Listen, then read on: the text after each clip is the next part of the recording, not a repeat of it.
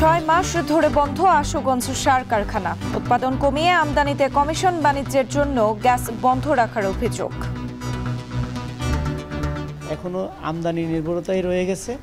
আমাদের সারা দেশের সার কারখানাগুলোকে বন্ধ রেখে আমদানির প্রতি তোড়জোড়। রোহিঙ্গা প্রত্যাবাসন নিয়ে কক্সবাজারে 3 দিনের আন্তর্জাতিক সম্মেলন চলছে। আজ যোগ দেবেন প্রধান উপদেষ্টা ডক্টর ইউনূস। 3 ধাপে হালনাগাদের পর চূড়ান্ত ভোটার দাঁড়াতে পারে 12,80,00,000-এর বেশি। 31 অক্টোবর 18 পূর্ণ হলেই তালিকাভুক্ত। রাজধানীতে বাড়ছে ডেঙ্গুতে মৃত্যু। হাসপাতালগুলোতে রোগীর চাপ, ঝুঁকিতে জটিল রোগে আক্রান্তরা, বলছেন বিশেষজ্ঞরা। শনাক্ত না করি তাহলে জটিল রোগে যারা আগের থেকেই আছে তারা কিন্তু এইসব রোগেও মারাত্মক অসুস্থ হয়ে পড়তে পারে। এবং ঝুঁকিপূর্ণ ঘোষণার পর কমেছে বাংলাদেশিদের কানাডীয় ভিসা। সরকারকে আলোচনার তাগিদ বিশেষজ্ঞদের। বিভিন্ন ইউনিভার্সিটিগুলো সরকারের সাথে নেগোসিয়েশন করার চেষ্টা করতেছে এবং এই সমস্যার হয়তো খুব দ্রুত উত্তরণ করবে।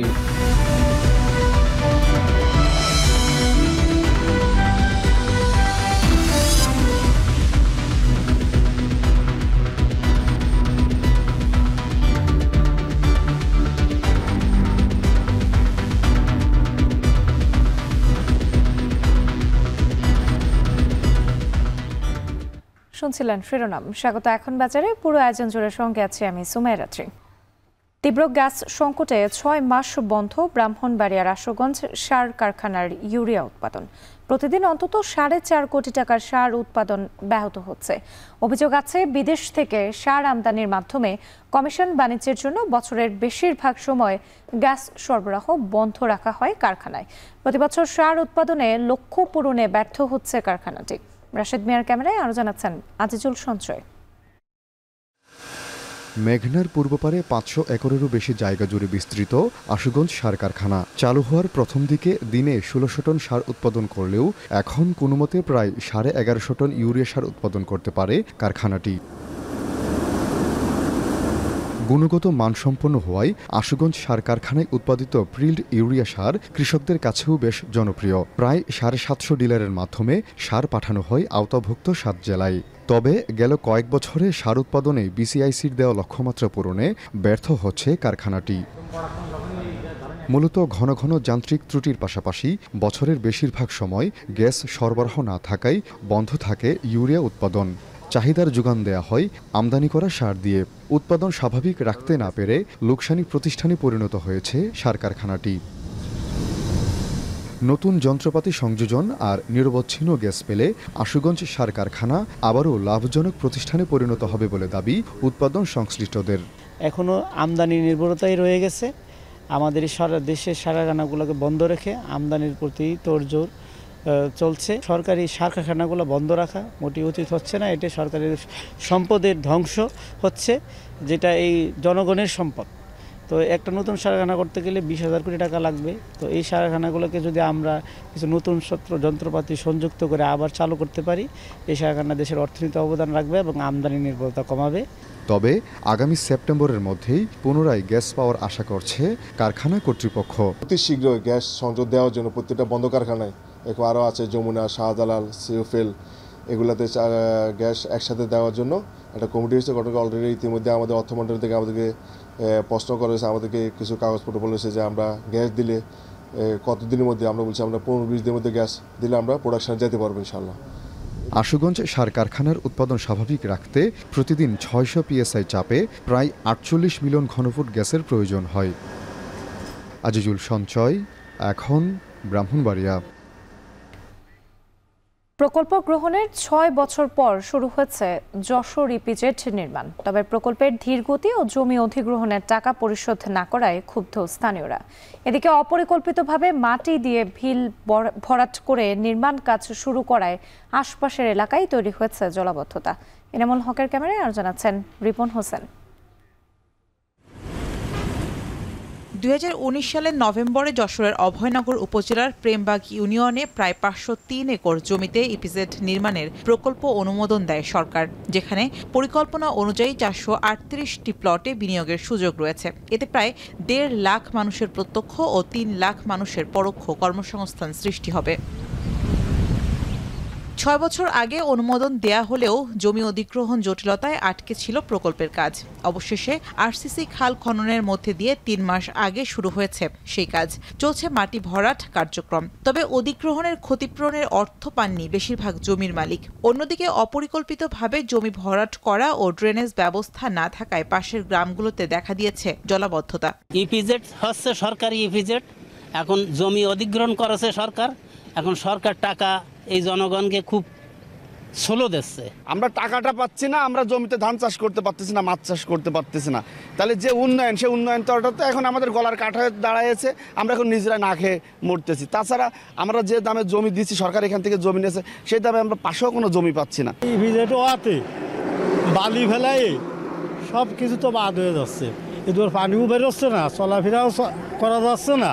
ব্যবসায়ী নেতারা বলছেন ইপিজেড এলাকায় সড়ক, রেল ও নৌপথে যোগাযোগের ব্যবস্থা রয়েছে, যা বিনিয়োগে উদ্বুদ্ধ করবে। একই সঙ্গে বাড়বে কর্মসংস্থান। একমাত্র নওপাড়া শিল্প শহরই আছে যে আপনার 3টা পথ পাশাপাশি, হাইওয়ে, রেলওয়ে এবং নদী। ইপিজেড হলে মনে করেন জাহাজ আসা যাওয়া বেশি হবে। আমাদের 3-4-5 হাজার শ্রমিক কাজ করে খেতে পারবে। ভারত থেকে যে সকল পণ্য আমদানি হয় সেগুলো সেখানে এসে রক্ষণাবেক্ষণ করা সম্ভব হবে। একদিকে ব্যবসার অনেক দুয়ার খুলে যাবে, অন্যদিকে আমার নওপাড়া আরও ডেভেলপড হবে। আমরা মনে করি এই ইপিজেডকে কেন্দ্র করে এই অঞ্চলের অর্থনীতি ব্যাপক গতি ফিরে পাবে।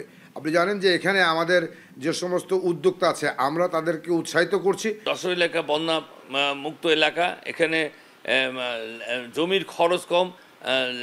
একটা উন্নয়ন করতে গেলে প্রথমে মাটি ভরাট করতে, সেই ধরনের খরচ এখানে অনেক কম। ভূমি অধিগ্রহণের টাকা জমির মালিকদের না পাওয়ার বিষয়ে প্রকল্প সংশ্লিষ্টরা বলছেন কাগজপত্র সংক্রান্ত জটিলতায় টাকা পরিশোধে সময় লাগছে। এছাড়া জলাবদ্ধতা নিরসন সহ নির্মাণ কাজ দ্রুত সময়ে শেষ করার আশ্বাস কর্মকর্তাদের। যারা আবেদন করেছে ভুক্তভোগী, তাদের আবেদন যাচাই বাছাই এবং শুনানির মাধ্যমে পর্যায়ক্রমে চেক বিতরণ করতেছেন। এই প্রক্রিয়াটা আরও যাতে দ্রুত হয় সে বিষয়ে ডিসি অফিসের সাথে আমাদের আলোচনা হয়েছে। ওনারা ওনাদের সর্বাত্মক প্রচেষ্টা চালিয়ে যাচ্ছে। আমাদের প্রতিবন্ধকতা বেশ কিছু আছে, তবে আশা করছি আমরা সব প্রতিবন্ধকতা কাটিয়ে আমরা আমাদের প্রকল্পের কাজ সময় মতো শেষ করতে পারবো। যশোর ইপিজেড নির্মাণে ব্যয় ধরা হয়েছে 1,678 কোটি টাকা, যার মেয়াদ শেষ হবে 2026 সালের 31 ডিসেম্বর। এখন যশোর। নওগাঁর বাইপাস এলাকায় চালু হয়েছে নতুন মাছের আড়ত, যেখানে অংশ নিয়েছে 25টির মতো আড়ত। এ নিয়ে আরও জানাতে বাইপাস মাছের আড়ত থেকে যুক্ত হয়েছেন আব্বাস আলী। আব্বাস, এর আগের সঙ্গতে আপনার সঙ্গে যুক্ত ছিলাম, আপনি জানাচ্ছিলেন সকালবেলা আসলে ক্রেতাদের ভিড় কিছুটা কম ছিল, এখন আসলে ক্রেতাদের ভিড় কেমন দেখতে পাচ্ছেন? আর আড়তগুলোতে মাছের সরবরাহ দরদাম নিয়ে জানতে চাই।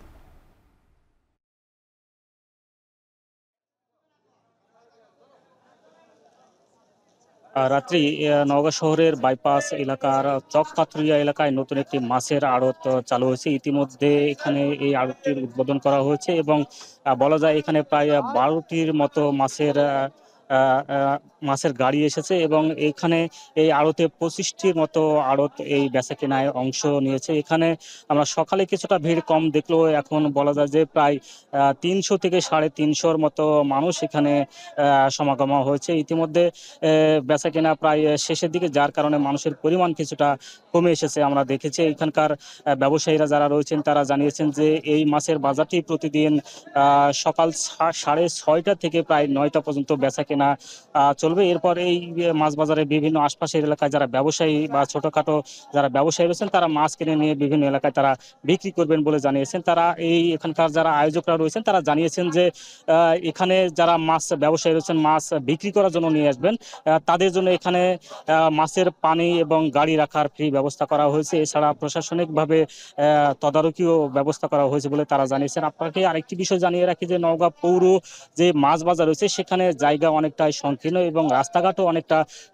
সংকীর্ণ, যার কারণে যারা মাছ ব্যবসায়ী রয়েছেন তারা আসলে সঠিক সময় সেখানে যানজটের কারণে মাছের গাড়ি নিয়ে যেতে পারে না। এই কারণে তারা আসলে মাছের ন্যায্য দাম পাওয়া থেকে বঞ্চিত হন এবং অনেক গাড়িও সেখানে যেতে পারে না, যার কারণে আসলে বলা যায় যে সেখানে অনেকটাই মাছের গাড়ির সমাগম কম হয় এবং মাছের সরবরাহ কম হওয়ার কারণে মাছের ন্যায্য দাম পায় না। তবে এখানে যেহেতু একটি ফাঁকা জায়গা, এখানে আজকেই দেখেছিলাম যে প্রায় 12টি গাড়িতে কমপক্ষে 10 থেকে 11 লক্ষ টাকার মতো মাছ এখানে সরবরাহ হয়েছিল। আগামীতে মাছের সরবরাহ আরও বাড়বে, যদিও এখানে চাষকৃত মাছের পরিমাণ আজকে কম দেখেছি, দেশীয় মাছ তেমন দেখা যায়নি। বলা যায় যে 1 থেকে 3 কেজি ওজনের যেসব তাজা মাছ, রুই মাছ রয়েছে বিক্রি হচ্ছে 300 থেকে 400 টাকা এবং সিলভার একটা মাছও প্রায় 200 থেকে 250 টাকার মতো বেচা কেনা হয়েছে। আগামীতে মাছের সরবরাহ বাড়বে এবং বেচা কেনা বাড়বে বলে জানিয়েছেন এখানকার আয়োজকরা। তো এই ছিল আমার কাছে মাছের দরদাম নিয়ে সবশেষ। নওগাঁর মাছের আড়ত থেকে যুক্ত ছিলেন আব্বাস আলী। রোহিঙ্গা ইস্যুতে আন্তর্জাতিক সম্মেলনের দ্বিতীয় দিন আজ যোগ দেবেন প্রধান উপদেষ্টা ডক্টর ইউনূস সহ দেশ বিদেশের বিভিন্ন আন্তর্জাতিক সংস্থার প্রতিনিধি ও রাজনৈতিক দলের নেতৃবৃন্দ। এ নিয়ে বিস্তারিত জানাতে কক্সবাজারের ইনানী থেকে যুক্ত হয়েছেন নাজমুস সাকিব। সাকিব, সম্মেলনের আজকের সেশনে কি কি থাকছে, রোহিঙ্গা প্রত্যাবাসনে আগত অতিথিরা কি বলছেন?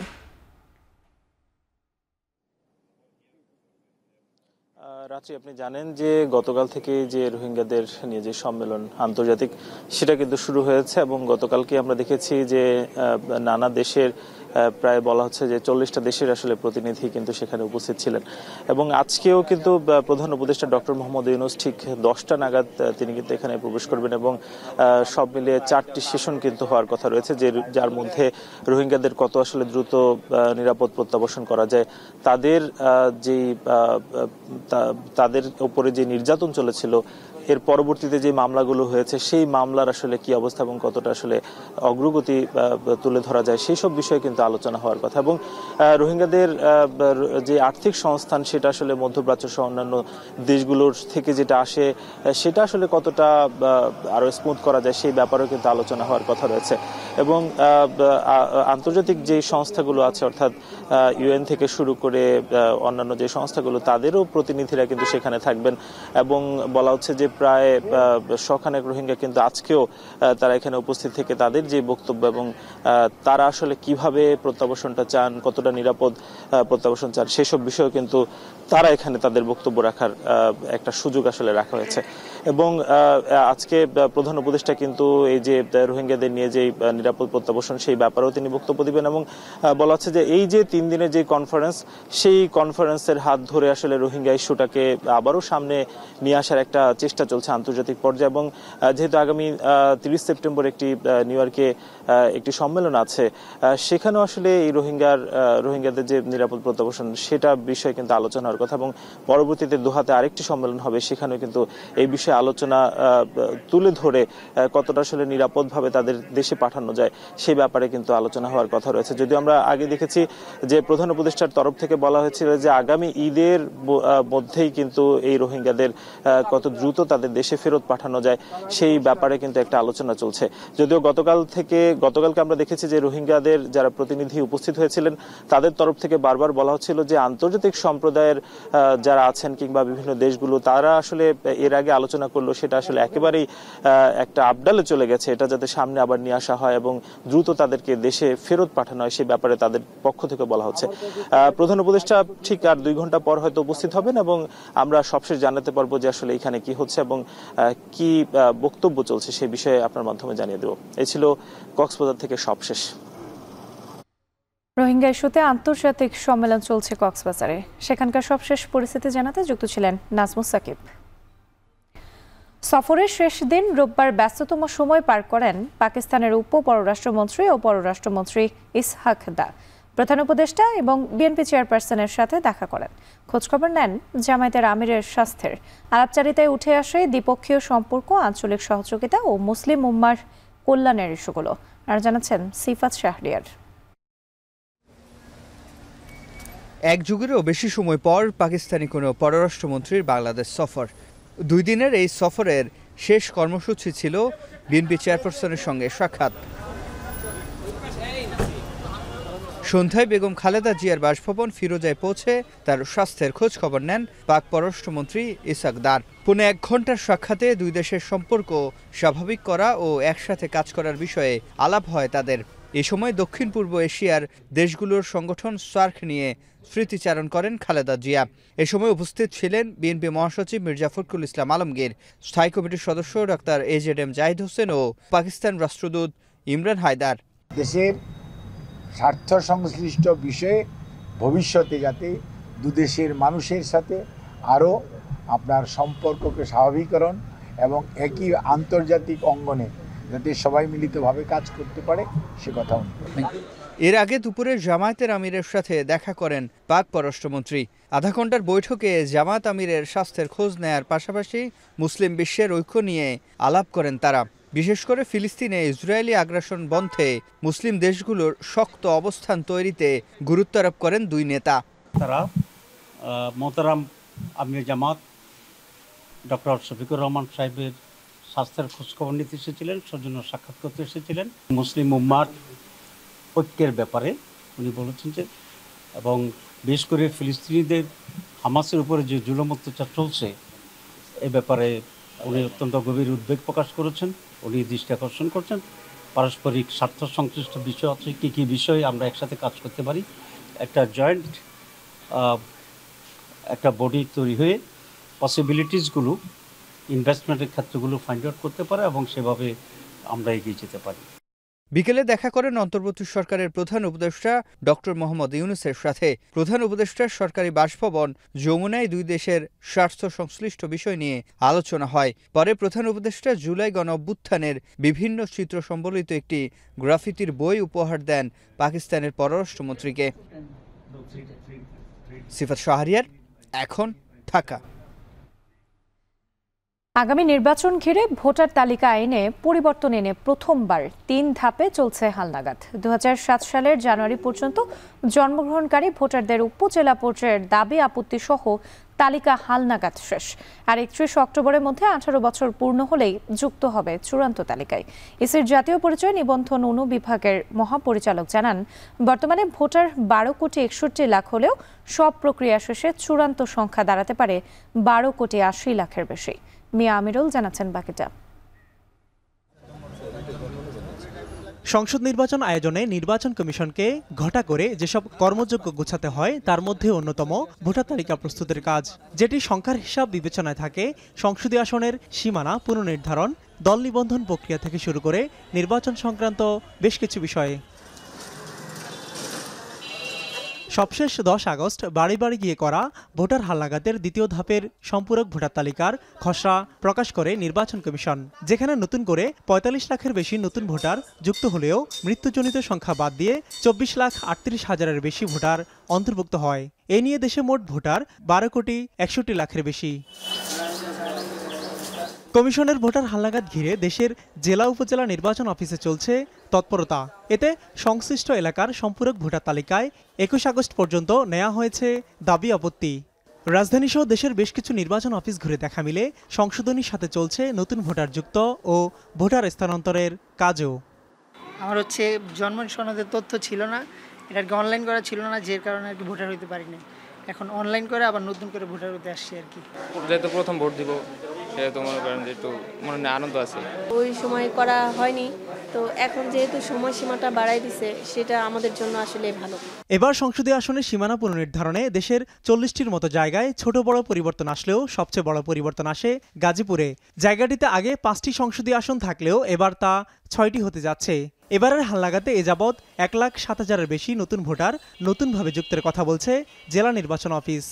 সংশোধন যেগুলো আমরা দেখছি যে আমাদের ফর্মেই ঠিক রয়েছে, তারা এখন আলাদা তথ্য চাচ্ছে, সেই সংশোধনটা করেছে। তো আমরা যাচাই বাছাই করতে দেখতেছি যে কাগজপত্র ঠিক থাকলে সেগুলো আমরা দিয়ে দিব। আর নতুন ভোটার যারা এই এলাকায় ছিল না, আমাদের তথ্য রয়েছে কিন্তু ছবিও তুলে নেই, ফর্মও ফিল আপ হয়নি, সেটাও আসতেছে, সেগুলোকে আমরা করে দিচ্ছি। এদিকে গাজীপুরের ন্যায় ঢাকার বেশ কয়েকটি নির্বাচন অফিসেও দেখা মিলল এমন হালচাল। পাশাপাশি পিছিয়ে নেই ঢাকার অদূরে কেরানীগঞ্জ, নারায়ণগঞ্জ কিংবা মুন্সিগঞ্জও। কর্তৃপক্ষ ধারণা করছিল হয়তো ছোটোখাটো ভুল ত্রুটি কিছু থাকতে পারে, এজন্য কমিশন উদ্যোগী হয়ে পুনরায় কিন্তু প্রুফ দেখেছে। যদি কখনো মনে হয় যে এখানে কোনো ধরনের সন্দেহ হয় বা কোনো একটা মানে একটা কাগজে মনে হচ্ছে যে এটা সঠিক মনে হয় না, তখন আমরা ইউনিয়ন পরিষদে একটা লিখিত চিঠি দিই, যে এটাকে ইউনিয়ন পরিষদের চেয়ারম্যান পরে ভেরিফাই করে আমাদেরকে আলাদা একটা চিঠি দিলে তখন আমরা তাকে ভোটার করি। এদিকে দাবি আপত্তির এসব প্রক্রিয়া 24 আগস্ট মাঠ পর্যায়ে নিষ্পত্তি করেছে নির্বাচন কমিশন, যেখানে পরবর্তী প্রক্রিয়া শেষে আগামী 31 আগস্ট দ্বিতীয় ধাপের চূড়ান্ত ভোটার তালিকা প্রকাশের কথা ভাবছে নির্বাচন কমিশন। দেশ বিদেশের বিভিন্ন পর্যায়ে ভোটার তালিকার সমন্বয়ে থাকা জাতীয় পরিচয় নিবন্ধন অনুবিভাগের মহাপরিচালক সংস্থাটির ঘাটতির কথা স্বীকার করে মানুষের সচেতনতার কথা জানান। বলেন, সব মিলিয়ে তফসিলের আগে চূড়ান্ত ভোটার তালিকায় 12 কোটি 80 লাখের মতো ভোটার হওয়ার সম্ভাবনা রয়েছে এবার। যারা আগে নানান কারণে এবং অনীহার কারণে ভোটার হতে পারে নাই, তাদেরকে কিন্তু আমরা অলরেডি সম্পৃক্ত করেছি ব্যাপকভাবে। যা যা করার মনে হয় সবগুলোই করেছিলাম, কিন্তু কোনো কোনো জায়গায় কেউ কেউ যদি সেই তথ্য থেকে মানে তারা বঞ্চিত হয়ে থাকে এবং ভোটার হতে না পারে, আপনারা এখন তাদেরকে বলতে পারেন তারা যেন এখনই ভোটার হয়ে যায়। অক্টোবরের মধ্যে সংসদ নির্বাচনের মূল প্রস্তুতি সম্পন্নের পরিকল্পনা নিয়ে নির্বাচনের রোডম্যাপ চূড়ান্ত করছে ইসি, যেখানে ভোটার তালিকা চূড়ান্ত, দল নিবন্ধন, সীমানা পুনর্নির্ধারণ, পর্যবেক্ষক সংস্থার নিবন্ধন এবং আরপিও সংশোধনী সহ প্রার্থীর আচরণ বিধিমালার বিষয়ে সময়সীমা নির্ধারণ করা হচ্ছে। মিয়া আমিরুল, এখন, ঢাকা। নোয়াখালীর পৌর এলাকায় স্বামী, শাশুড়ি ও দেবরকে আটকে রেখে গৃহবধূকে ধর্ষণ চেষ্টার অভিযোগ উঠেছে 7 থেকে 8 যুবকের বিরুদ্ধে। এই ঘটনায় 3 জনের নাম উল্লেখ সহ অজ্ঞাত কয়েকজনকে আসামি করে মামলা করেছে ভুক্তভোগীর স্বামী। বিষয়টি জানাজানি হলে রোববার দুপুরে অভিযুক্ত 2 জনকে গ্রেপ্তার করে পুলিশ। ভুক্তভোগীর পা ভেঙে হাসপাতালে চিকিৎসাধীন রয়েছেন। নোয়াখালী থেকে আরো জানাচ্ছেন নাসিম শুভ। গেল শুক্রবার সকালে সুবর্ণচরে শ্বশুরবাড়ি থেকে রাগ করে মাইজদি চলে আসেন ভুক্তভোগী নারীর স্বামী। পরে ওই নারী তার স্বামীর সঙ্গে কথা বলতে সেখানে গেলে পৌরবাজার এলাকায় তাদের মধ্যে বাকবিতণ্ডা হয়। এক পর্যায়ে স্থানীয় হানিফ সহ 2 জন তাদের ঝগড়ার সুযোগ নিয়ে বিষয়টি সমাধান করার আশ্বাস দিয়ে স্বামী স্ত্রী 2 জনকে পৌরবাজারের পরিত্যক্ত একটি ভবনের 2য় তলায় নিয়ে যায়। এ সময় তার স্বামীকে আলাদা রুমে আটকে রাখা হয়। এক পর্যায়ে ভুক্তভোগীর স্বামী তার মা ও ভাইকে বিষয়টি জানালে ঘটনাস্থলে আসেন তারাও। পরে তাদের সবাইকে আটকে রেখে ওই নারীকে ধর্ষণের চেষ্টা করে স্থানীয় হানিফ, কামরুল ও হামিদ সহ বেশ কয়েকজন যুবক। ধস্তাধস্তির এক পর্যায়ে ওই নারী 2য় তলার ছাদ থেকে লাফ দেয়। পরে ভুক্তভোগী নারীর পা ভেঙে গেলে তাকে স্থানীয় হাসপাতালে ভর্তি করা হয়। পালিয়ে যায় অভিযুক্তরাও। আরেক জায়গায় নিয়ে যা আমার এক জায়গায় বন্দি করার পরে আমার গা রুন্না সব খুলিয়ে এলার পরে আমি মিশা কথা কই, ফোনের কানের দরদরি কই, মানরা কই, এ কথা কই। আমি রুমতে অনেক কষ্ট করার পর আমি নিজের গাল লোক যুদ্ধ করে এলের রাতের তো আমি বাসি বাইরে চলে আসছি। ইজ্জত ভাসানের লাই আমি কি রেসে লাভ দিছি, আমি তাকাইও নই, আমি উঠলে কি মরমো না বাঁচবো। ঘটনা জানাজানি হলে বাজার কমিটি থেকে ডাকা হয় মিটিং। এ সময় হানিফ ও কামরুলকে কৌশলে মিটিংয়ে নিয়ে আসা হলে তাদের গ্রেফতার করে পুলিশ। আমি আমার মতো করে আমি আমার লোকজন সেট করছি এদেরকে বাজারে আসলে আটক করার জন্য। এর বিভাগে আমি একটা ফাঁদ পাচ্ছি যেন এদেরকে ধরা যায়। আমি আসছি, আসার পরে আমি আপনাদেরকে খবর দিছি, পুলিশে খবর দিছি। ধর্ষণ চেষ্টার ঘটনায় রোববার রাত 11টার দিকে সুধারাম মডেল থানায় মামলা দায়ের করেন ভুক্তভোগীর স্বামী। এ সময় 3 জনের নাম উল্লেখ সহ অজ্ঞাত কয়েকজনকে আসামি করা হয়। পুরো মার্কেটের সামনে স্বামী স্ত্রী 2 জনের মধ্যে পারিবারিক বিভিন্ন বিষয় নিয়ে বিরোধ সৃষ্টি হয়। বিরোধ সৃষ্টির মধ্যে এক পর্যায়ে 2 থেকে 3 জন লোক এসে তাদেরকে বলে দিয়ে উপরে দোতলা উপরে রুমে নিয়ে যাবে, ওখানে তাদের স্বামী স্ত্রী বিষয়টা সমাধান করে দিবে। তখন তাদের কথা শুনে এই 2 জন তাদের সাথে পুরো মার্কেট 2য় তলা যায়। এরা কৌশলে স্বামীকে ফিতে রুমে ঢুকে ফেলে মহিলাকে অন্য একটা রুমে নিয়ে যায়, তার সাথে দেখানোর চেষ্টা করে। মহিলা ওদের থেকে বাঁচার জন্য লাফ দিয়ে পড়ে আহত হয়। এই বিষয়ে হেজারপ্রাপ্তি সাপেক্ষে আইনি ব্যবস্থা গ্রহণ করা হয়েছে। এদিকে গাজীপুরের শ্রীপুরে স্কুল থেকে বাড়ি ফেরার পথে 8 বছর বয়সী এক শিশু শিক্ষার্থীকে ধর্ষণ চেষ্টার অভিযোগ উঠেছে। এ সময় অভিযুক্ত ব্যক্তিকে আটক করে পুলিশে দেয় স্থানীয় জনতা। এছাড়া চট্টগ্রামের আনোয়ারায় এক কিশোরীকে ধর্ষণের অভিযোগে 2 জনকে গ্রেফতার করেছে পুলিশ। শামীমা রহমান শাম্মী, এখন। চাষ পদ্ধতির উন্নয়ন আর ফলনে লাভ ভালো হওয়ায় ফেনীতে দিন দিন বাড়ছে পেয়ারার বাণিজ্যিক আবাদ। সুস্বাদু ও পুষ্টিকর এই ফল এখন অনাবাদী ও এক ফসলি জমিতে কৃষকের মুখে হাসি ফেরাচ্ছে। কৃষি বিভাগ বলছে এই অঞ্চলের মাটি পেয়ারা চাষাবাদে উপযোগী। কৃষিতে সম্ভাবনার এই চিত্র তুলে ধরেছেন সোলাইমান ডালিম, আর ক্যামেরায় ছিলেন দুলাল তালুকদার। ফেনী শহরতলির কালিদাস পাহালিয়া নদীর তীরে গড়ে উঠেছে পাহালিয়া অ্যাগ্রোর পেয়ারা বাগান। 7 একর জমিতে লাগানো হয়েছে প্রায় 4000 উন্নত জাতের পেয়ারা গাছ। ফলও আসছে আশানুরূপ। বাগান কর্তৃপক্ষ বলছে প্রতি গাছ থেকে বছরে 70 থেকে 80 কেজি পেয়ারা উৎপাদন হয়। বছরে বাগান থেকে প্রায় 294 টন পেয়ারা পাওয়া যায়। বর্তমানে এর বাজার মূল্য প্রায় 1,47 লাখ টাকা। খরচ বাদ দিয়েও বছরে 1 কোটির বেশি টাকা থাকছে কৃষকের লাভের খাতায়। গোল্ডেন 8 এবং থাই 5 দুইটা জাত চাষ করা হয়। এই দুইটা জাতই 12 মাসি এবং এটার প্রচুর ফলন। কোনো ফল বড় হয়েছে, কোনোটাতে ফুল আসছে, কোনোটা মার্বেল আকৃতির। এভাবে সারা বছরই ফল থাকে বাগানে। ধর্মপুরের জান্নাত এগ্রো পার্কেও সম্ভাবনার এমন চিত্র। 3 একর জমিতে 750টির বেশি গাছে ফলন আসছে। বছরের গড়ায় প্রায় 12 লাখ টাকা। এই ফল কিনতে অনেকেই সরাসরি চলে আসছেন বাগানে। যারা কৃষি উদ্যোগের মধ্যে জড়িত তারা পেয়ারা চাষ করতে পারেন। পেয়ারার মধ্যে একটা ভালো ইনকাম আছে। প্রতি বছরে 2বার সার দেই, তারপরে মনে করেন কাটিং করা লাগে বছরে 2বার, তারপরে এগুলোতে ফুল আসে, ফুল আসার পরে মনে করেন যে এই প্যাকেট করতে হয়, মার্বেল আকৃতি হয়। ফলগুলা খুবই ফ্রেশ, দেখতে অনেক সুন্দর এন্ড সুস্বাদু যথেষ্ট পরিমাণ। একটা ফল নিয়ে গাছ থেকে ফাড়ি আনি, নিজে একটা খায়, এটা একটা তৃপ্তি, একটা আনন্দ, এটা বোঝা যায়। আর এটা তো একদম কেমিক্যাল মুক্ত। স্থানীয় কৃষি বিভাগ বলছে জেলার মাটি পেয়ারার জন্য অত্যন্ত উপযোগী। আগে মিশ্র ফল বাগানে 2-1টি পেয়ারা গাছ দেখা গেলেও এখন বাণিজ্যিকভাবে আলাদা করে বাগান করা হচ্ছে।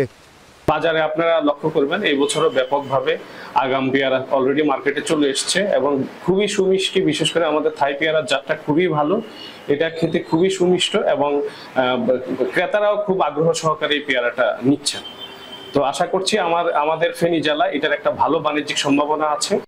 জেলায় বর্তমানে বছরে উৎপাদন হয় প্রায় 1800 টন পেয়ারা, যার বাজার মূল্য অন্তত 7 কোটি টাকা। ফেনী শহরতলির যে বাগানটিতে আমরা দাঁড়িয়ে, এটি একসময় ছিল এক ফসলি জমি। সেই জমিতে এখন সারা বছর উৎপাদন করা হচ্ছে উন্নত মানের পেয়ারা। এইসব পেয়ারা উৎপাদন করে এখানকার যারা উদ্যোক্তা তারা প্রতি বছরই আয় করছেন 12 লাখ টাকার বেশি। স্থানীয় কৃষি বিভাগ বলছেন এই ধরনের জমিতে যদি পেয়ারা জাতীয় ফল উৎপাদন করা হয় তাহলে কৃষকরা আরো বেশি লাভবান হবেন। সোলাইমান ডালিম, এখন ফেনী। পটুয়াখালীর খাল বিল ঝিলে অসংখ্য শাপলা ফুল ফুটলেও সেই পরিমাণ এখন কমেছে। বর্তমানে জলাশয়ে খুব কম দেখা যায় জাতীয় এই ফুল। এ নিয়ে আরো জানাতে পটুয়াখালী থেকে যুক্ত হয়েছেন জসিম পারভেজ। জসিম, জলাশয়ে আগে শাপলা ফুল দেখা যেত, এখন আসলে দেখা যাচ্ছে না কেন? বিশেষজ্ঞদের সঙ্গে আপনার কথা হয়েছে কিনা, তারা আসলে কি বলছেন?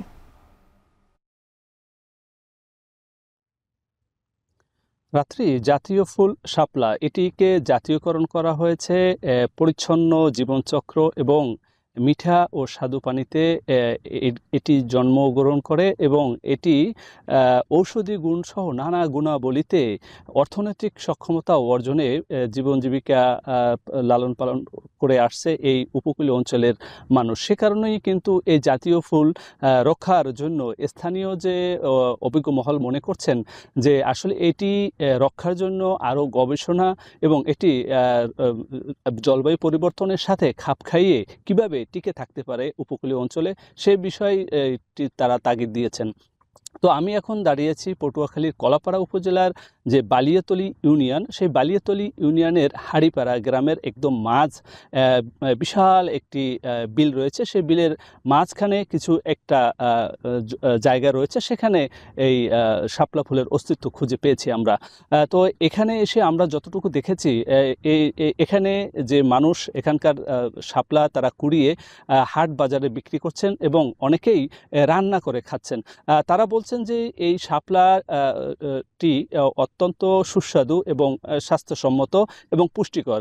এখানকার যে কৃষকদের সঙ্গে আমরা আরও কথা বলেছি, তারা বলছেন যে এইটুকুই তারা রক্ষা করতে পেরেছেন, বাকিগুলো ধ্বংস হয়ে যাচ্ছে। কেননা নির্বিচারে উপকূলীয় অঞ্চলে নির্বিচারে কীটনাশক ব্যবহার করা এবং জলবায়ু পরিবর্তনের প্রভাবে যে এখন যে জমিটি বা এই বিলটি জলাধারায় পরিপূর্ণ, সেটি কিন্তু শুষ্ক মৌসুমে শুকিয়ে ফেটে যায়। সে কারণে যে এই শাপলার যে মূল রয়েছে সেই মূলটিও কিন্তু শুকিয়ে মরে যায়। সে কারণে শাপলা দিন দিন মরে যাচ্ছে, হারিয়ে যাচ্ছে, অস্তিত্ব সংকটে পড়েছে। তো এখানকার বিশেষজ্ঞদের সঙ্গে আমরা কথা বলেছি। তারা বলেছে যে জলবায়ু পরিবর্তনের যে প্রভাব এবং একই সঙ্গে নির্বিচারে কীটনাশক ব্যবহারের কারণেই কিন্তু উপকূলীয় অঞ্চলে শাপলা হ্রাস পাচ্ছে এবং একই সঙ্গে জলবায়ু পরিবর্তনের প্রভাব বিস্তার করাই কিন্তু আস্তে আস্তে অস্তিত্ব সংকটে পড়েছে। এটি রক্ষার জন্য সরকারি বেসরকারি বিভিন্ন উদ্যোক্তাদের মাধ্যমে এই শাপলা রক্ষা করা হলে এই দক্ষিণ অঞ্চলে মিলবে এই জাতীয় ফুলের দেখা। এই ছিল আমার কাছে সবশেষ। রাজধানীর হাসপাতালগুলোতে বাড়ছে ডেঙ্গু রোগী। এর মধ্যে গত শনিবার ডেঙ্গুতে 4 জনের মৃত্যু হয়েছে। এর আগে বৃহস্পতিবার ডেঙ্গুতে 5 জনের মৃত্যু হয়েছে সারা দেশে, যা চলতি বছরে একদিনের সর্বোচ্চ। এমন পরিস্থিতিতে জনস্বাস্থ্য বিশেষজ্ঞদের আশঙ্কা, বিভিন্ন জটিল রোগে আক্রান্ত ব্যক্তিদের জন্য নতুন করে ঝুঁকি বাড়াবে ডেঙ্গু। শম্পা বিশ্বাস জানাচ্ছেন বাকিটা। ডেঙ্গু এখন আর রাজধানীর মধ্যে সীমাবদ্ধ নেই। ঢাকা এবং ঢাকার বাইরে আজকাল রোগী বাড়ছে সমান তালে। চলতি বছরের 21 আগস্ট একদিনে ডেঙ্গুতে সবচেয়ে বেশি মানুষের মৃত্যু হয়। এদিন ডেঙ্গুতে 5 জনের মৃত্যু হয়েছে, যার মধ্যে 3 জন ঢাকার এবং 2 জন রাজশাহীর হাসপাতালে চিকিৎসাধীন অবস্থায় মারা গেছেন। এছাড়া 21 আগস্ট নতুন করে হাসপাতালে ভর্তি হয়েছেন 311 জন। দেশের ডেঙ্গু পরিস্থিতির এই তথ্য জানিয়েছে স্বাস্থ্য অধিদপ্তর। এরপর গত শনিবার ডেঙ্গুতে আরও 4 জনের মৃত্যু হয়েছে। হিসেব বলছে 2025 সালে এ পর্যন্ত ডেঙ্গুতে আক্রান্ত হয়ে হাসপাতালে ভর্তি হয়েছেন 28,202 জন। এই সময় মৃত্যু হয়েছে 114 জনের। এমন পরিস্থিতিতে জনস্বাস্থ্য বিশেষজ্ঞদের শঙ্কা, জটিল রোগে আক্রান্ত ব্যক্তিদের জন্য এবার নতুন করে ঝুঁকি বাড়াবে ডেঙ্গু। এই নীতিটা আমরা প্রয়োগ করেছি কোভিডে। এই নীতিটা সমস্ত এই সংক্রামক ব্যাধি যেগুলো জনস্বাস্থ্যের জন্য বিপজ্জনক, সেই সব ক্ষেত্রে আমাদের মেনে চলা উচিত। তাহলে মৃত্যু কিন্তু অনেক কমে যাবে। ডেঙ্গির ক্ষেত্রে এটা করা উচিত। যদি অবহেলা করি, আমরা শনাক্ত না করি, তাহলে জটিল রোগে যারা আগের থেকেই আছে তারা কিন্তু এইসব রোগেও মারাত্মক অসুস্থ হয়ে পড়তে পারে। দেশে 2023 সালে ডেঙ্গু সবচেয়ে ভয়াবহ আকার ধারণ করে। ওই বছর 3,21,179 জন মানুষ ডেঙ্গু আক্রান্ত হয়ে হাসপাতালে ভর্তি হন এবং মৃত্যু হয় 1,705 জনের। শম্পা বিশ্বাস, এখন, ঢাকা। এবারে আন্তর্জাতিক প্রসঙ্গ। বাংলাদেশকে ঝুঁকিপূর্ণ তালিকাভুক্ত করে ভিসা দেয়া আশঙ্কাজনক হারে কমিয়েছে কানাডা। কয়েক মাসে 61% হ্রাস পেয়েছে ভিসা দেওয়ার হার, জানিয়ে উদ্বিগ্ন অভিবাসন নিয়ে কাজ করা কর্মকর্তারা। এখনই সরকারকে বিষয়টি নিয়ে আলোচনার আহ্বান তাদের। কানাডা থেকে আরও জানাচ্ছেন সৈয়দ ইফতেখার।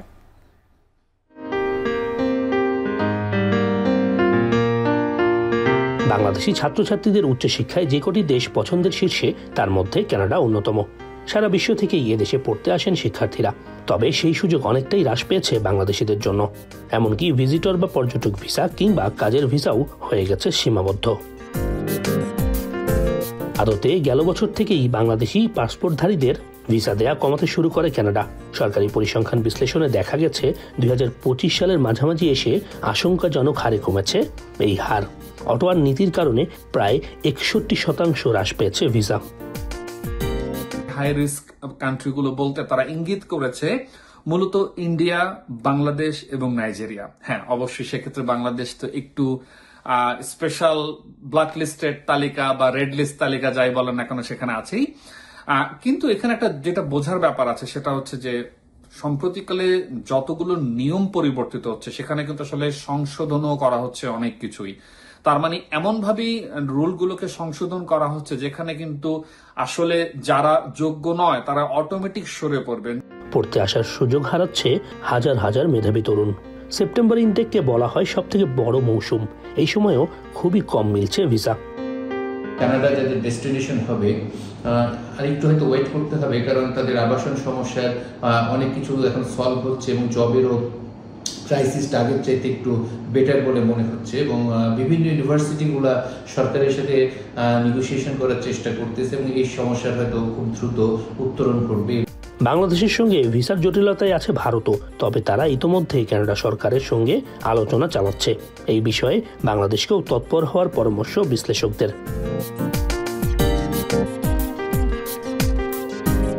কানাডার সরকারি তথ্য বলছে, গেল বছর বিশ্বের বিভিন্ন দেশের প্রায় 15 লাখ মানুষকে পর্যটক ভিসা দেয় কানাডা, যা 2023 সালের প্রায় 18 লাখের তুলনায় কম। মূলত আশ্রয় প্রার্থীদের উল্লেখযোগ্য উৎস হয়ে দাঁড়িয়েছে এমন কিছু দেশের ক্ষেত্রে এই পতন অত্যন্ত তীব্র। বাংলাদেশিরা এসে আশ্রয় প্রার্থী হতে আবেদন করছেন বিগত কয়েক বছর ধরে অনেক বেশি, যার অধিকাংশই ভুয়া। তাছাড়া ভুয়া কাগজপত্র দিয়ে ভিসার আবেদন সঠিকভাবে আবেদন করতে না পারার ব্যর্থতাও কমিয়েছে এই হার। সব মিলিয়ে উচ্চ ঝুঁকিতে বাংলাদেশ। সৈয়দ ইফতেখার, এখন, কানাডা। ইয়েমেনের রাজধানী সানায় হুথি লক্ষ্যবস্তুতে ইসরায়েলের বিমান হামলায় অন্তত 6 জন নিহত, আহত হয়েছেন 86 জন। ইসরায়েলের বিরুদ্ধে হামলা চালাতে থাকলে হুথিদের আরও চড়া মূল্য দিতে হবে বলে হুমকি দিয়েছেন নেতানিয়াহু। আর হুথিরা বলছে, হুমকি দিয়ে গাজার প্রতি সমর্থন থেকে তাদের পিছু হটাতে পারবে না তেল আবিব। তৌহিদুর রহমান জানাচ্ছেন বাকিটা। ইসরায়েলের মুহুর্মুহু বিমান হামলায় কেঁপে উঠল ইয়েমেনের রাজধানী সানা। বোমা বিস্ফোরণে আগুনের শিখা ও ধোঁয়ার কুণ্ডলী উঠতে দেখা গেছে। শহরটিতে থাকা প্রেসিডেন্ট প্রাসাদ, 2টি বিদ্যুৎ কেন্দ্র ও একটি জ্বালানি সংরক্ষণাগার সহ আরও বেশ কয়েকটি হুতি লক্ষ্যবস্তুতে ধ্বংসাত্মক আক্রমণে ব্যাপক ক্ষয়ক্ষতি ও হতাহতের ঘটনা ঘটেছে। 2 দিন আগে হুতিদের চালানো ক্ষেপণাস্ত্র হামলার প্রতিশোধ নিতে এই হামলা চালানোর দাবি করছে তেল আবিব। হুথিরা ইসরায়েলের বিরুদ্ধে হামলা চালাতে থাকলে চড়া মূল্য দিতে হবে বলে হুমকি দিয়েছেন প্রধানমন্ত্রী বেনিয়ামিন নেতানিয়াহু। חיל האוויר תקף היום שוב מטרות אסטרטגיות בתימן, תקף את ארמון הנשיאות בלב הבירת צנעא, את תחנת הכוח של העיר, שהוא ישלם ומשלם מחיר כבד מאוד על התוקפנות שלו נגד מדינת ישראל. গাজায় আগ্রাসনের ফলে শুরু থেকেই ইসরায়েল বিরোধী অবস্থানে ইয়েমেনের হুথিরা। ইসরায়েল যতই হুমকি ধামকি দিক, গাজায় অসহায় ফিলিস্তিনিদের প্রতি সমর্থন থেকে পিছপা হবে না বলে স্পষ্ট বার্তা দিয়েছে হুথি ও ইয়েমেনের সাধারণ জনতা। تم الاعتداء علينا في اليوم الساعة 4 فجرا بغارتين عدوانيتين من العدو الإسرائيلي من مأدى إلى تدمير المحطة। ইয়েমেনে রোববার চালানো হামলায় 10টির বেশি জঙ্গি বিমান অংশ নিয়েছে বলে জানিয়েছে ইসরায়েলি বিমান বাহিনী। সবচেয়ে দূরের লক্ষ্যবস্তুটি ছিল ইসরায়েল থেকে প্রায় 2000 কিলোমিটার দূরে। এর আগে 17 আগস্টও সানায় থাকা হুতিদের গুরুত্বপূর্ণ জ্বালানি অবকাঠামোয় হামলা চালিয়েছিল ইসরায়েল, যার জবাবে শুক্রবার ইসরায়েলে ক্ষেপণাস্ত্র হামলা চালিয়েছিল হুতিরাও। তৌহিদুর রহমান, এখন, বিশ্ব। এবার খেলার খবর। BFF E games national qualifiers road to Riyad 2025 এই প্রতিপাদ্যকে সামনে রেখে আনুষ্ঠানিকভাবে ই ফুটবলে যাত্রা শুরু করল বাফুফে। বাফুফের প্রাথমিক লক্ষ্য রোড টু রিয়াদ ই স্পোর্টসে বাংলাদেশের প্রতিনিধিত্ব নিশ্চিত করা। বাংলাদেশে ই ফুটবল নিয়ে আরও জানাচ্ছেন ফারহান ইহসান। যে মোবাইল গেমসে বাচ্চাদের আসক্তি নিয়ে পরিবারের দুশ্চিন্তা, সেই মোবাইল গেমসেই মিলবে দেশকে প্রতিনিধিত্ব করার সুযোগ। দেরিতে হলেও আনুষ্ঠানিকভাবে এই স্পোর্টস ক্রীড়াক্ষেত্রে স্বীকৃতি পাওয়ায় এই নিয়ে বেশ আশাবাদী বাংলাদেশ ফুটবল ফেডারেশন। এবার লক্ষ্য বিশ্বমঞ্চে বাংলাদেশের প্রতিনিধিত্ব নিশ্চিত করা। বিশ্ব ফুটবলের জনপ্রিয়তা আকাশচুম্বী। সেই ফুটবলের অনলাইন গেমস, ফিফা সিরিজ কিংবা পেস গেমস বাচ্চা কিংবা তরুণ সবার কাছেই বেশ জনপ্রিয়। এবার road to Riyadh esports 2025-কে সামনে রেখে কাজ শুরু করেছে বাংলাদেশ ফুটবল ফেডারেশন। ই স্পোর্টসের ভিউয়ারশিপ কিন্তু এক্সপোনেনশিয়ালি বাড়তেছে। ওই ই স্পোর্টসের ভিউয়ারশিপ দিয়েও কিন্তু বিএফএফ এর আয়ের একটা জায়গা আছে, আবার যারা খেলবেন তাদেরও কিন্তু একটা কমার্শিয়াল ভায়াবিলিটির জায়গা আছে। রকেট লিগ, ই ফুটবল কনসোল ও ই ফুটবল মোবাইল 3 ক্যাটাগরিতে প্রতিযোগিতায় অংশগ্রহণ করবে টিম বাংলাদেশ। বিজয়ী খেলোয়াড়দের সুযোগ থাকছে বাংলাদেশকে এশিয়া ইস্ট এবং ওশেনিয়া অনলাইন রিজিওনাল কোয়ালিফায়ার্সে প্রতিনিধিত্ব করার। মিলবে মোটা অঙ্কের আর্থিক পুরস্কার। ইয়াঙ্গার জেনারেশনরা কিন্তু এখন ই স্পোর্টসের মাধ্যমে দেশকে এগিয়ে নিতে পারে। তাই আমরা সামনে দেখতে চাই যে বাংলাদেশের ন্যাশনাল জার্সি পরে বাংলাদেশের পতাকা হাতে নিয়ে অফিসিয়ালি আমরা রোড টু রিয়াদে আমাদের যাত্রা শুরু করতে যাচ্ছি। সাম্প্রতিক সময়ে দেশের নারী ফুটবলে বেশ কিছু সাফল্যের দেখা মিললেও দেশের ফুটবলে অফিসিয়াল ওয়েবসাইটে চরম দৈন্যদশা। বিপিএল এর ক্লাবগুলোকেও ডিজিটাল ফেজে যুক্ত করতে চান সভাপতি তাপি দাওয়াল। বাট ডেফিনেটলি আমাদের ভিশন আছে আমাদের ওয়েবসাইটটাকে ডেভেলপ করা।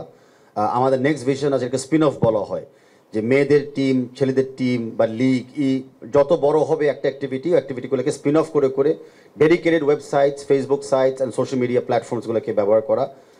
ইন এডিশন বাংলাদেশ ফুটবল ফেডারেশনের একটা অ্যাপ থাকা উচিত, যে অ্যাপের মাধ্যমে অনেক তথ্য পাওয়া যায় এবং কমার্শিয়াল অনেক ভেঞ্চার্সও ক্রিয়েট করা যায়। মাঠের খেলা ও ভার্চুয়াল ফুটবলে যুগসূত্র দেখতে চায় বাফুফে। হামজা চৌধুরীও দেশের বাইরের লিগে খেলোয়াড়রা আগে থেকে আছেন ই ফুটবলে। এবার র্যাঙ্কিংয়ে উন্নতি ঘটলে ভবিষ্যতে দেশি ফুটবলারদের প্রোফাইলও দেখা মিলবে এই অনলাইন গেমসে। ফারহান ইহসান, এখন, ঢাকা। দর্শক, শেষ করছে এখন বাজার, তবে যাওয়ার আগে শিরোনামগুলো আরও একবার। 6 মাস ধরে বন্ধ আশুগঞ্জ সার কারখানা, উৎপাদন কমিয়ে আমদানিতে কমিশন বাণিজ্যের জন্য গ্যাস বন্ধ রাখার অভিযোগ। এখনো আমদানি নির্ভরতাই রয়ে গেছে, আমাদের সারা দেশের সার কারখানাগুলোকে বন্ধ রেখে আমদানির প্রতি তোড়জোড়। রোহিঙ্গা প্রত্যাবাসন নিয়ে কক্সবাজারে 3 দিনের আন্তর্জাতিক সম্মেলন চলছে। আজ যোগ দেবেন প্রধান উপদেষ্টা ডক্টর ইউনূস। 3 ধাপে হালনাগাদের পর চূড়ান্ত ভোটার হতে পারে 12,80,00,000-এর বেশি। 31 অক্টোবর 18 পূর্ণ হলেই তালিকাভুক্ত। রাজধানীতে বাড়ছে ডেঙ্গুতে মৃত্যু, হাসপাতালগুলোতে রোগের চাপ, ঝুঁকিতে জটিল রোগে আক্রান্তরা, বলছেন বিশেষজ্ঞরা। শনাক্ত না করি তাহলে জটিল রোগে যারা আগের থেকেই আছে তারা কিন্তু এইসব রোগেও মারাত্মক অসুস্থ হয়ে পড়তে পারে। এবং ঝুঁকিপূর্ণ ঘোষণার পর কমেছে বাংলাদেশিদের কানাডীয় ভিসা, সরকারকে আলোচনার তাগিদ বিশেষজ্ঞদের। বিভিন্ন ইউনিভার্সিটিগুলো সরকারের সাথে নেগোসিয়েশন করার চেষ্টা করতেছে এবং এই সমস্যার হয়তো খুব দ্রুত উত্তরণ করবে। এই ছিল এখন বাজারের আয়োজনে। এখন টেলিভিশন ওয়েবসাইটে দেখতে ভিজিট করুন www.ekon.tv। এছাড়া ফেসবুকে দেখতে ভিজিট করুন facebook.com/tv.ekon এবং ইউটিউবে এখন টেলিভিশন দেখতে ভিজিট করুন youtube.com/c/ekontv।